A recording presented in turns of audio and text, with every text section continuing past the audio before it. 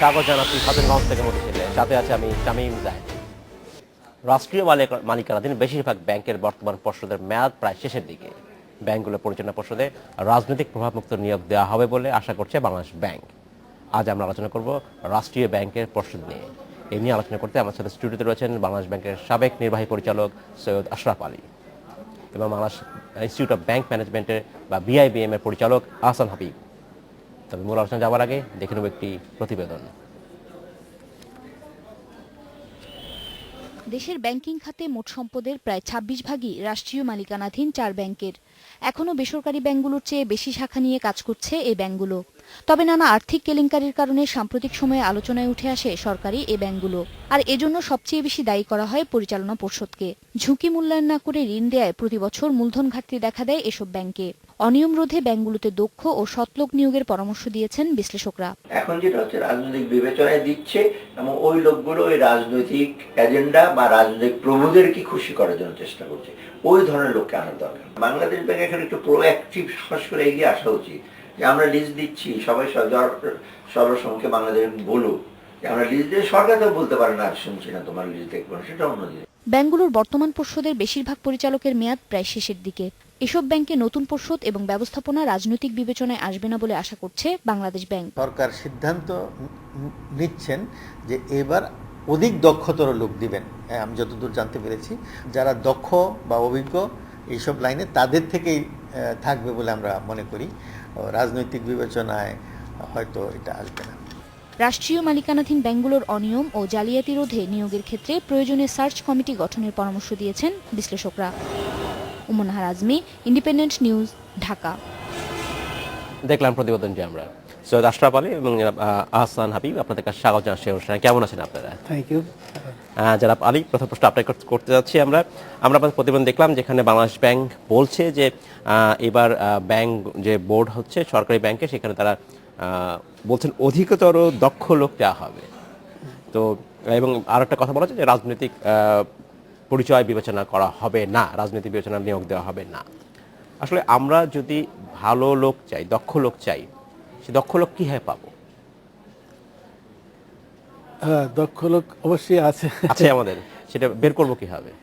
দক্ষ লোক বিভিন্ন আমাদের একাডেমিক থেকে নেওয়া যেতে পারে। আচ্ছা। অথবা যে সমস্ত রিটায়ার্ড যে সমস্ত ব্যাংকার্স আছে তাদের মাঝ থেকে বেছে নেওয়া যেতে পারে। আচ্ছা, এগুলো আর কি। আচ্ছা।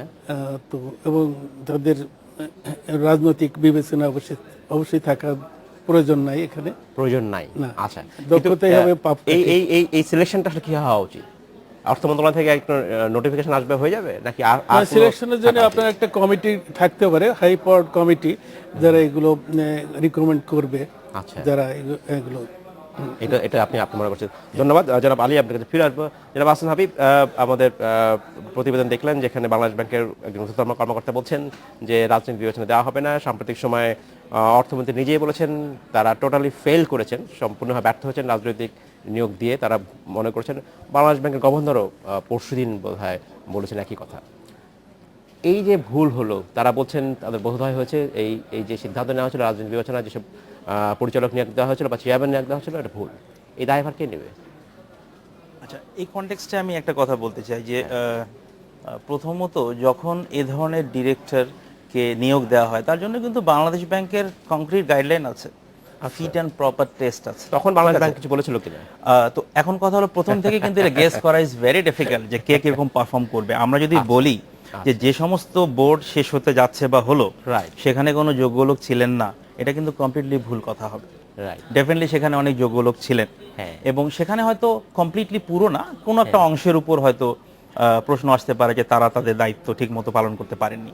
আর রাজনৈতিক বিবেচনার ব্যাপারে আমি একটা কথা এই কনটেক্সটে একটা কথা বলতে চাই যে রাজনৈতিক বিবেচনা মানে কি? আমি যদি যোগ্য কাউকে আইডেন্টিফাই করি, পরে যদি দেখা যায় যে উনি কোনো একটা দলের সাথে সম্পৃক্ত, কিন্তু উনি ওনার দায়িত্ব ওই জায়গায় ঠিকভাবে পালন করছেন, তাহলে আমার মনে হয় কারো কোনো আপত্তি থাকার কোনো কারণ নাই। বরং প্রশ্ন আসতে পারে যাকেই আপনি নিয়োগ দেন না কেন, সেন্ট্রাল ব্যাংকের ফিট অ্যান্ড প্রপার টেস্ট এবং গাইডলাইন। যখন একজন, আপনি রাজনৈতিক পরিচয়ের কথা বলছেন, যখন সরকারি একজন একর্থে সরকারি কর্মকর্তা, তারা কিন্তু তার রাজনৈতিক পরিচয় থাকার কথা নয়। নয়, অ্যাবসলিউটলি নট। আমি বলছি যে শুধু যদি আমরা বলি যে কারো রাজনৈতিক পরিচয় থাকা মানেই উনি ভালো পারফর্ম করবেন না, আমার মনে হয় সেটা নয়। Right. প্রথমত বরং আমরা দেখব উনি যেই হন না কেন, বাংলাদেশ ব্যাংকের যে ফিট অ্যান্ড প্রপার টেস্ট আছে, যেমন আপনি প্রথমেই বলছেন যে তার এত বছরের বিজনেস এবং প্রফেশনাল স্কিল এক্সপেরিয়েন্স থাকতে হবে অ্যান্ড অল দিস, সেগুলো যদি কারো সাথে ম্যাচ করে, তারপরে যদি ওনার রাজনৈতিক কোনো পরিচয় থাকেই, তাতে কি যায় আসে? এটা আমি মনে করি যে তার কি যায় আসে। আর সবচেয়ে বড় কথা হলো যে সেন্ট্রাল ব্যাংকের ফিট অ্যান্ড প্রপার টেস্ট এবং লতে যে গাইডলাইন গুলো দেয়া আছে, যেভাবে বলা আছে, Right. আমরা ওইটা ফলো করে সিলেক্ট করছেন কিনা, সেটা হলো সবচেয়ে বড় কথা। Right. এবং যদি এটাও আমি যদি বলি যে বোর্ডটা শেষ হয়ে গেল তাদের সবাই যোগ্য ছিলেন না, এরকম ব্যাপারটা অ্যাবসলিউটলি না, এরকম অবশ্যই নয়, নিশ্চয়ই নয়, তাই না? নিশ্চয়ই। তবে কিছু কিছু সিলেকশন নিয়ে হয়তো অনেক থাকতেই প্রশ্ন পারে, আছে, প্রশ্ন এবং থাকতেই পারে। আসলে ব্যাংকিং এমন একটা সেনসিটিভ এরিয়া যেখানে অল্প কিছু পুরো সিস্টেমটাকে কলাপস করাতে পারে। আচ্ছা, That's the ঠিক problem. আছে। অল্প কিছু ভুল, আমার অল্প আমার কিছু প্রশ্ন problem. আরেকটা দিক ছিল, সেটা আমি পরে আপনার কাছে আসবো। ঠিক একই দিকে আপনার কাছে জানতে চাচ্ছি জনাব আলী, যে অর্থমন্ত্রী বলেছেন যে তারা আসলে পুরোপুরি ব্যর্থ হয়েছেন এই জিনিসটা নিয়োগ দিয়ে ফলে, মানে গভর্নেন্স আনতে পারেনি, তারা সরকারি ব্যাংকগুলোর কথা বলছেন। গভর্নর সাহেবও বললেন যে এখন এরকম দেওয়া হবে না, আশা করি যোগ্য লোক নিয়োগ দেওয়া হবে। তার এই যে রিয়ালাইজেশন হলো এবং এর ফলে যে এক ধরনের ক্ষতি হলো, এই দায়িত্ব কে নিবে আসলে? আসলে আমি যেটা বলতে চাই, আমি আর একটু গভীরে যেতে চাই। জি। গভীরে এই কারণে যে গত 40-42 বছর ধরে আমরা দেখছি যে বিভিন্ন রকমের, কখনো রাজনৈতিক বিবেচনা আসছে, কখনো যোগ্যতা ভিত্তিতে আসছে, নানান রকমের বিবেচনা আসছে, যে সব ক্ষেত্রেই ব্যর্থ বরঞ্চ একটা ধারাবাহিকভাবে তাদের একটা ন্যাশনালাইজড ব্যাংকের কিংবা স্টেট ওন্ড ব্যাংক ধারাবাহিকভাবে ব্যর্থ হয়েছে। এবং কিছুদিন যেতে না যেতে আবার ক্যাপিটালাইজেশন নাম করে হাজার হাজার কোটি টাকা এদেরকে যে ডালতে হচ্ছে এদের ক্যাপিটাল। তো আমার মনে হয় শুধুমাত্র এই বোর্ড সংস্কার করে বোর্ডের লোক রেখে এই সমস্যার আদৌ করা যাবে না। সোনার পাথরবাটি একটা কথা আছে, তো সোনার পাথরবাটি দিয়ে সোনা। তাহলে কি হবে, আমরা এই এই এই ব্যাংকগুলোকে, সরকারি আপনি ব্যাংকগুলোকে একটা অ্যানালাইসিস করেন, ভালোভাবে করেন, দেখবেন কি যে ন্যাশনালাইজড ব্যাংক, স্টেট ওন্ড ব্যাংকের অবস্থা অত্যন্ত খারাপ। জি, আমরা জানি এটা। এটাকে লাইফ সাপোর্ট যাকে বলে, হসপিটালে লাইফ সাপোর্ট দিয়ে রাখা হচ্ছে। লাইফ সাপোর্ট দিতে ধরেন ইদানিং যা এরশাদের আমলে আপনার 5,000 কোটি টাকা দেওয়া হয়েছে, তাদের ভর্তুকি দেওয়া হয়েছে। রাইট। ভর্তুকি হিসাবে রিক্যাপিটালাইজেশন, সো কল রিক্যাপিটালাইজেশন বন্ড ইস্যুর মাধ্যমে ইদানিংও 4,000 কোটি টাকার উপরে ভর্তুকি দেওয়া আছে, 4-5-9,000 কোটি টাকা। এখন ন্যাশনালাইজড ব্যাংকের আবার এদিকে 43,000 করোড় টাকা আছে আপনার এই ক্লাসিফাইড লোন, যেটা দিয়ে আমরা মনে হয় পদ্মা সেতু একাধিক পদ্মা সেতু করা যেত। ধন্যবাদ জনাব আলী। জনাব হাবিব, আপনার কাছে জানতে চাচ্ছি যে আমরা তাহলে উত্তরণ কি, যে আমরা জানি না যে আসলে এই নিয়োগ প্রক্রিয়া কি হবে। এখন পর্যন্ত আমাদের যে চলন যেটা আছে সেটা হচ্ছে যে অর্থ মন্ত্রণালয় থেকে একটি বিজ্ঞপ্তি জারি করে বলা হবে যে অমুক ব্যক্তি এই ব্যাংকের চেয়ারম্যান বা ডিরেক্টর। এই পদ্ধতি নিয়ে অনেকেই প্রশ্ন তুলছেন যে অর্থ মন্ত্রণালয় সরাসরি করবে কিনা, এটা করা উচিত কিনা।